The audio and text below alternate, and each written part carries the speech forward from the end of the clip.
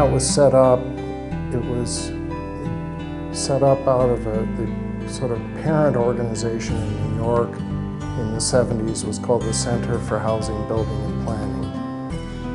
And the concept of human settlements was sort of given birth in Vancouver. Essentially, our focus was on shelter. Habitat was known as a shelter agency, and the milestone was the International Year of Shelter for the Homeless in 1987, followed by the Global Shelter Strategy to the year 2000, adopted by the GA in 1988. So this was our focus, helping countries in designing new national strategies.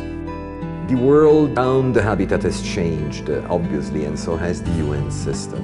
And Habitat has changed so much, clearly, as a result. And sometimes even a bit of it in the driver's seat in the change process. If I look back at Habitat the way it was, and I compare it to the way it is now, it is a world of difference.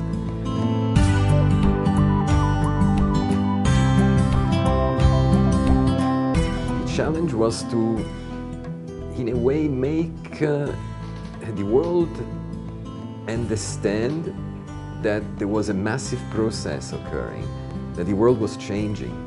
From a rural world, it was becoming an urban world, and nobody really understood the implication. The challenges are, of course, always to attract the funding you need for the projects you would like to undertake. It's an interesting challenge, and it really means you have to develop very good networks, very good partnerships.